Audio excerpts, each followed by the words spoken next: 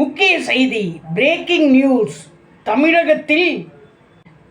தமிழக முதலமைச்சரே, நீங்கள் காலையில் டிஃபன் தந்தீர்கள், மதியம் சோறு தந்தீர்கள்.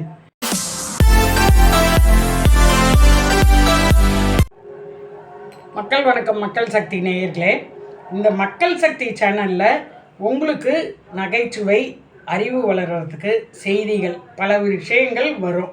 கண்டிப்பாக நீங்கள் இதை லைக் பண்ணுங்கள். பிடிக்கலைன்னா டிஸ்லைக் கூட பண்ணுங்கள். கண்ணியமாக கமெண்ட்டு சொல்லுங்கள்.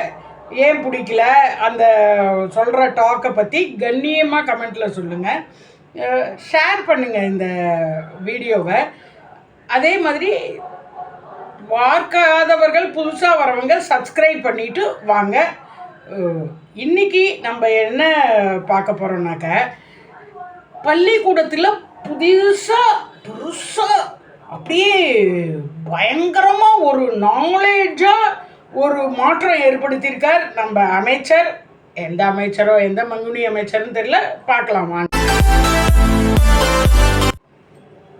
ஆமாம் மக்கள் சக்தி நேயர்களே, என்ன அந்த புதிய மாற்றம்? அதாவது எஜுகேஷன் மினிஸ்டர்னா படிக்கணுங்கிற அவசியம் கிடையாது. யார் வேணாலும் அந்த எஜுகேஷன் மினிஸ்டரில் வரலாம். இப்போ டிஎம்கேயில் ஆட்சியும் போது எஜுகேஷன் மினிஸ்டர் அவர் யார்? அவர் பேர், அவர் நம்ம அப்பா ஸ்டாலின் மாதிரியே இருப்பார். யார்? உதயநிதி கூட பிரதர்ன்னு பாரு. அன்பில் மகேஷ். ஐயோ, முட்டாளாக இருக்கேன். மினிஸ்டர், எஜுகேஷன் மினிஸ்டர் நமக்கு தெரியாமல் இருக்கக்கூடாது, முட்டாள். இப்போ உள்ள மாற்றம் படி உட்காந்து படிச்சிருந்தா ஒருவேளை நான் டக்குன்னு மினிஸ்டர்ஸு, கேபிட்டல் இதெல்லாம் சொல்லியிருக்கலாமா இருக்கும். நான் என்ன அந்த காலத்தில் படிச்சுட்டேன், முட்டாள். ஓகேங்க. இப்போ நான் என்ன சொல்ல வரேன்னாக்க, பெரிய மாற்றம், ட்ரிங்கர் மாற்றம். இதனால குழந்தைகள், படிக்கிற குழந்தைகள்லாம் பெரிய லெவலில் வரும். அதாவது நல்ல வேளை அரசியலில் வராது, மினிஸ்டர்ஸாக வராது, பெரிய லெவல், வேறு லெவல்லலாம் பெருசாக புத்திசாலியாக வந்துடும். அப்படி ஒரு மாற்றம்.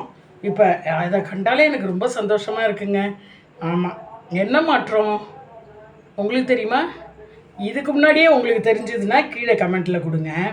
அதாவது காலங்காலமாக நம்ம மூதாதையர்கள், குருகுல கல்வியிலேருந்தே காலங்காலமாக நம்ம மூதாதையர்கள் ஃபாலோ பண்ணிட்டு வந்ததை மாற்றி அமைத்து ஒரு பெரிய சக்ஸஸை கொடுக்குற மாதிரி ஸ்கூலில் ஸ்டூடெண்ட்ஸ் இனிமேல் கடைசி பெஞ்சு, மாப்பிள்ளை பெஞ்சு கிடையாது, ப வடிவத்தில் தான் இருக்கணும். அந்த ப வடிவத்தில் குழந்தைகள் உட்காண்டா பண்பு வளரும், நல்லா படிக்கும், பகுத்தறிவாக இருக்கும். அப்புறம் என்ன சொல்லலாம்? நல்லா படிக்கும், பண்பு வளரும், பகுத்தறிவாக இருக்கும், பரீட்சையில் பாஸ் பண்ணிவிடும். இந்த பாவடியை உட்கார்ந்தா. மற்றபடி அந்த மாப்பிள்ளை பெஞ்சுன்னு பின் பெஞ்ச் எல்லாமே இருக்காது. குழந்தைகளுக்கு மனநலமே பாதிக்கப்படாது. என்ன இது போங்க. இந்த பாவடியில், அதாவது அரசு பள்ளியெல்லாம் பெண்கள் மேல்நிலை பள்ளியும் இருக்குது, ஆண்கள் மேல்நிலை அரசு பள்ளியும் இருக்குது, கோயட் இருக்கா அரசுலங்கிறது இருக்குது, இதெல்லாம் இருக்குது. இதில் ஏற்கனவே இந்த பசங்க ஸ்டூடெண்ட்ஸ் இந்த படத்தை பார்த்துக்கிட்டு ஸ்கூல்லே லவ் பண்ணுறது பயங்கரம்.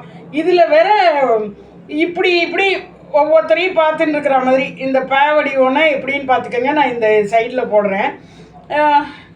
அப்படி உட்காண்டாங்கன்னா டீச்சர்ஸ் இப்படி திரும்பி இப்படி எழுதும்போது அங்கே ரவுஸ் விட்டுன்னு இருக்குங்க. எப்போவுமே விடுங்க, இருந்தாலும் அங்கே விட்டுருக்க பின்னாடி டீச்சர்ஸோட கிண்டல் பண்ணுறது, அவங்க ஒருத்தர் நேர கிண்டல் பண்ணிக்கிறது, இது இன்னும் கூட ஆகும் இந்த பாவடியில். எனக்கு தெரிஞ்சு அதில் உள்ள டிஸ்அட்வான்டேஜை ஃபஸ்ட்டு நான் சொல்லிடுறேன்.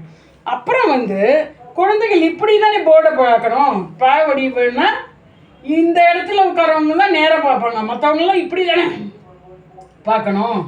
அப்போ இந்த கழுத்து ஸ்பாண்டிலிட்டிஸ் ப்ராப்ளம் வரும், நிச்சயம் அந்த கண்ணுக்கு ப்ராப்ளம் வரும். இப்படியே பார்க்குங்க. டீச்சர்ஸ் லிசன் இருக்கணும், இப்படியே. அப்போ கஷ்டம் தானேங்க.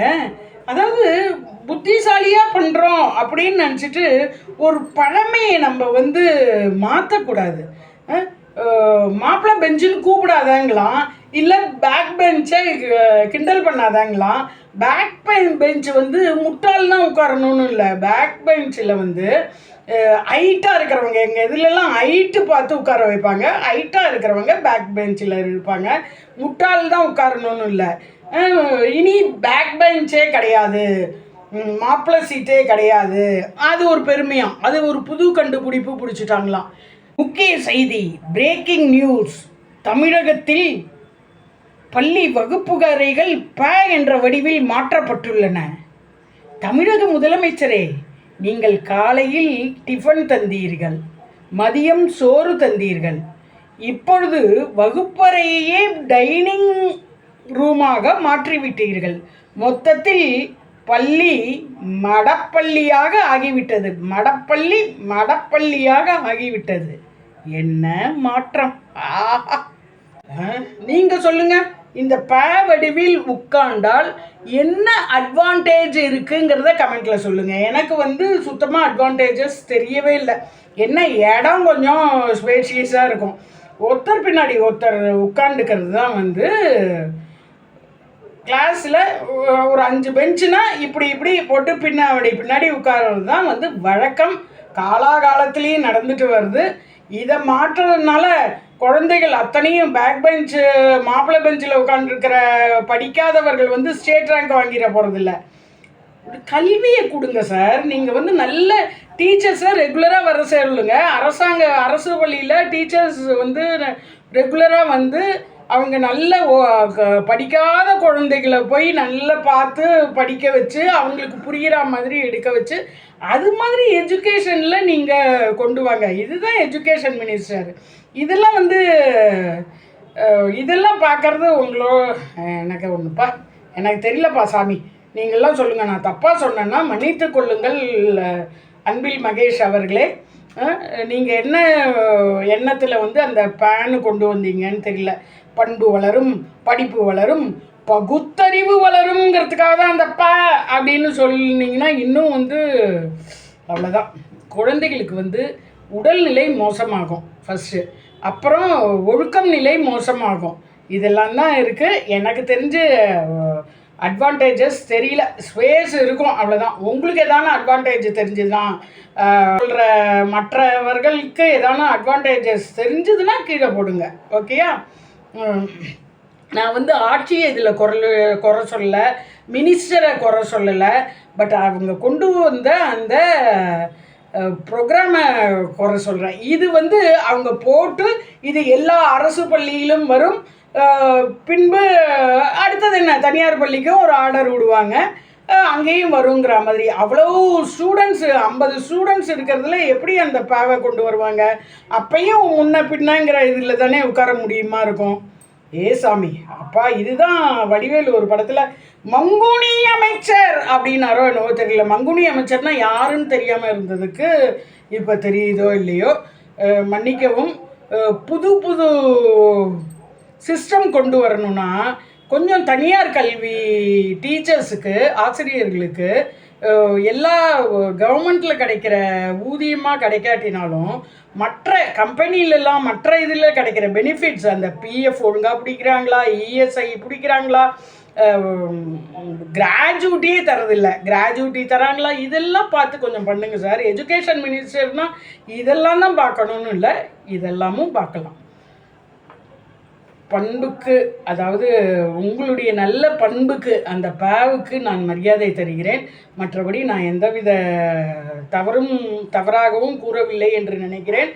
இது வந்து இந்த ப்ரோக்ராம் வரும், கண்டிப்பாக அமுல்படுத்த போகிறது அப்படின்னு முடிவு பண்ணிட்டாங்க. அப்புறம் நம்மளை போல ஆளுங்க இதெல்லாம் சொல்லி இதை விருப்பப்படுபவர்கள் இனி வைத்து கொள்ளலாம் அப்படின்னு கொண்டு வந்துட்டாங்க. ஏன்னா இது வந்து தவறான முடிவுங்கிறத அவன் வந்து கிண்டல் பண்ணி சொன்னதுக்கப்புறம் இது வந்து விருப்பப்படுபவர்கள் அப்படி வைத்து கொள்ளலாம் அப்படிங்கிற மாதிரி வந்தாச்சு. ஏன் நான் இதை லேட்டஸ்டாகவும் சொல்கிறேன்னாக்க, இப்படியெல்லாம் ஒரு தேவையில்லாத திட்டத்தை கொண்டு வரதுக்கு பதிலாக கொஞ்சம் வாழ்வாதார திட்டத்தை கொண்டு வரலாமேங்கிறதுக்காக சொல்கிறேன். அது வந்து எனக்கு டைம் இல்லை, நான் பெரிய வேலையில் இருக்கிறதுனால, பயங்கர பிஸியாக இருக்கிறதுனால எனக்கு டைம் இல்லாததுனால இப்போ தான் இந்த வீடியோவை கொண்டு வர வந்தது.